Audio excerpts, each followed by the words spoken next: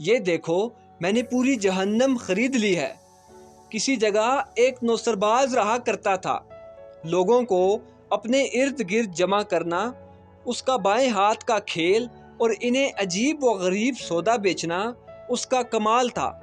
ایک بار نوسرباز لوگوں کو جنت میں زمین کا ٹکڑا بیچتا اور مالکیت کے کاغذات بنا کر دیتا ہے، تو اس کے سودے نے ایسا رواج پکڑا کہ اس کے وارے نیارے ہو گئے۔ کسی دانا کا اس کے شہر سے گزر ہوا۔ شہر میں چل رہے اس نوسرباز کے کاروبار سے مچے شور شرابے سے اسے بھی بڑی حیرت ہوئی۔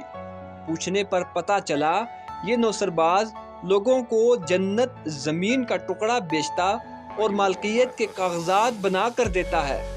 جس کسی نے اس سے جنت میں یہ زمین خرید رکھی ہو، مرنے پر مالکیتی کاغذات ساتھ دفنا دیے جائیں تو مرنے والا سیدھا جنت میں جا کر اپنی زمین میں رہائش اختیار کر لیتا ہے۔ شہر میں جاری اس چلتن سے سب خوش اور کوئی بھی اس کے خلاف ایک حرف سننے کے لیے تیار نہ تھا۔ یہ شخص سمجھاتا تو کسے سمجھاتا کہ جو اس سے جنت میں ٹکڑا خریدتا ہے دراصل اپنی بربادی خریدتا، وہ اپنی عاقبت خراب کرتا ہے۔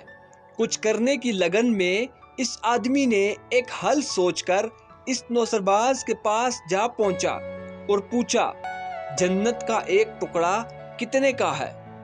دجال نے کہا، بہت ہی سستا، بس 100 دینار کا۔ دانا نے پھر پوچھا، اور اگر میں نے دوزخ میں زمین خریدنی ہو تو کیا بھاؤ ہے؟ نوسرباز اس انوکھے سوال پر بہت حیران ہوا اور کہا، کوئی مول نہیں، مفت میں لے لو۔ دانا نے کہا، نہیں، میں اسے پیسوں سے خریدنا چاہتا ہوں اور اس کے مالکیتی کاغذ بھی چاہتا ہوں۔ نوسرباز نے کہا، اچھا تو میں تمہیں 1/4 دوزخ 100 دینار کی دیتا ہوں، جو کہ جنت میں فقط ایک ٹکڑے کی قیمت ہے۔ دانا نے پوچھا، اور اگر میں پوری جہنم خریدنا چاہوں تو کتنے کی دو گے؟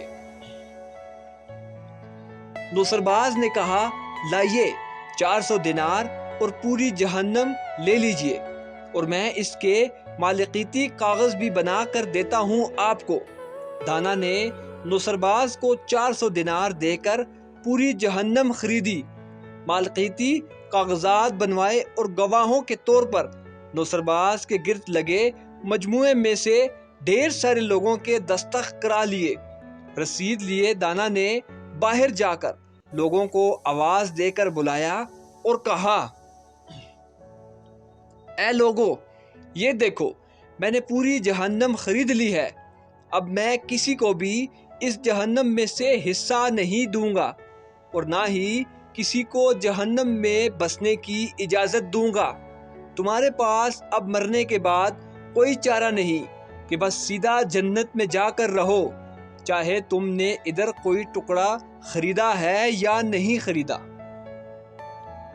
نوسرباز کے گرد لگے جمگٹھے نے جب یہ ماجرا دیکھا کہ انہیں تو دوزخ سے مفت میں ہی نجات مل گئی، تو اسے چھوڑ کر جانے لگے کہ اب جنت خریدنے کا کیا فائدہ جب دوزخ کا ہی سدباب ہو چکا۔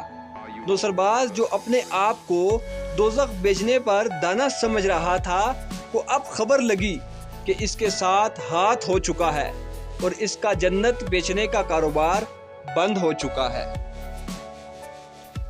نتیجہ، سچائی میں اگرچہ خوف ہے مگر باعث نجات ہے، اور جھوٹ میں وہ اطمینان ہو مگر موجب ہلاکت ہے۔